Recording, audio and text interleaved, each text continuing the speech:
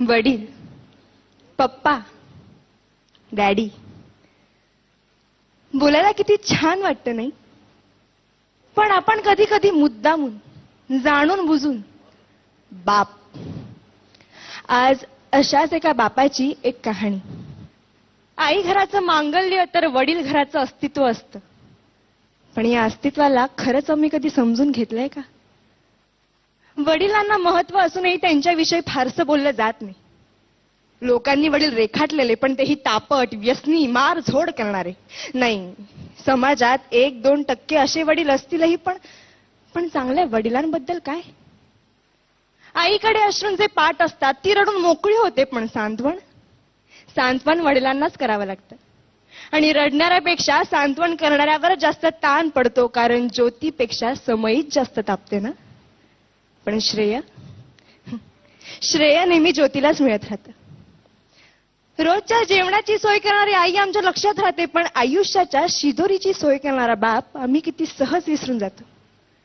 आई सर्वांसमोर मोकळेपणाने रडू शकते, पण रात्री उशीत तोंड खुपसून मुसमुसतात ते आपले वडीलच असतात. स्वतःचे वडील वारले तरीही त्यांना रडता येत नाही, कारण छोट्या भावंडांना जपायचं असतं. पत्नीने अर्ध्यावसात सोडली तरी पोरांच्या अश्रूंना आवर घालावा लागतो. जिजाऊने शिवबांना घडवलं असं अवश्य म्हणावं, पण त्याच वेळी शहाजी राजांची ओढाताण लक्षात घ्यावी. देवकी, यशोदेचं कौतुक अवश्य करावं, पण भरपुरात पोराला डोक्यावरून घेऊन जाणारा वसुदेव लक्षात घ्यावा.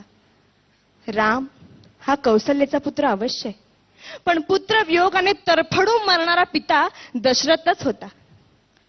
वडिलांच्या टाचा झिजलेला चपला, त्यांची फाटकी बनियन पाहिली की कळतं आमच्या नशिबाची भोकं त्यांच्या बनियनला पडलीत. त्यांचा दाढी वाढलेला चेहरा त्यांची काट कसर दाखवतो. मुलाला लुंगी घेतील, मुलीला गाऊन घेतील, पण स्वतः मात्र जुनीच पॅन वापरते.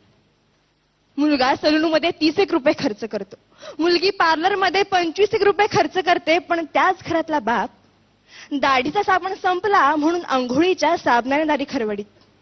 तेही नाहीतर कधी कधी फक्त पाणी लावून दाढी करीत. ते आजारी पडले तरी लगेच दवाखान्यात जात नाही, ते आजाराला मुळीच घाबरत नाही. पण डॉक्टर एखादा महिना घरी आराम करायला लावेल यांची त्यांना भीती वाटते, कारण मुलीचं लग्न, पोराचं शिक्षण बाकी असतं. घरात उत्पन्नाचं दुसरं साधन नसतं, ऐपत नसते, तरी मुलाला मेडिकल इंजिनिअरिंगला प्रवेश मिळवून दिला जातो. ओढाताण सहन करून पोराला दर महिन्याला पैसे पाठवले जातात. सर्वच नसली तरी काही मुलं अशी असतात की तारखेला पैसे येताच मित्रांना परमिट रूम मध्ये पार्ट्या देतात, आणि ज्या वडिलांनी पैसे पाठवले त्या वडिलांची टिंगल करतात. एकमेकांच्या वडिलांच्या नावाने एकमेकांना हाका मारतात. ज्या घरात वडील आहे त्या घराकडे कोणीही वाईट नजरेने बघू शकत नाही, कारण घरातला कर्ता जिवंत असतो. तो जरीही काही करीत नसला तरी तो त्या पदावर असतो, घरच्यांचं कर्म बघत असतो, सांभाळत असतो. आई असण्याला अथवा आई होण्याला वडिलांमुळेच अर्थ असतो. कोणत्याही परीक्षेचा निकाल लागल्यावर आई जवळची वाटते, कारण ती जवळ घेते, कवटाळते, कौतुक करते. पण गुपचूप जाऊन पेढ्यांचा पुडा आणणारा बाप कोणाच्याच लक्षात राहत नाही. चटका बसला, ठेच लागली, फटका बसला तर आई ग हाच शब्द बाहेर पडतो. पण हायवेचा रस्ता ओलांडताना एखाद्या मोठ्या ट्रकने अचानक ब्रेक लावला तर बाप रे हाच शब्द बाहेर पडतो. कारण छोट्या संकटांना आई चालते हो, पण मोठी वादळ पेलताना बापच आठवतो. काय पटतंय का? मंगल प्रसंगी अख्खं कुटुंब जातं, पण मैताच्या प्रसंगी बापालाच जावं लागतं. मुलाच्या नोकरीसाठी साहेबांपुढे लाचार होणारा बाप, मुलीच्या स्थळासाठी उंबरठे झिजवणारा बाप, खर्चांसाठी स्वतःच्या व्यथा दडपणारा बाप खरंच किती ग्रेट असतोय. वडिलांचं महत्व कुणाला कळतं? लहानपणीच वडील वारल्यावर अनेक जबाबदाऱ्या खूप लवकर पेलाव्या लागतात. त्यांना एका गोष्टीसाठी तरसावं लागतं. बाबांना पूर्णपणे समजून घेणारी असते ती म्हणजे त्या घरातील मुलगी.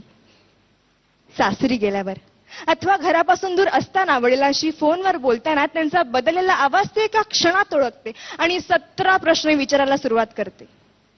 कारण कोणतीही मुलगी वडिलांना जपते, जाणते. इतरांनी आपल्याला एवढंच जपावं एवढीच त्यांची अपेक्षा असते.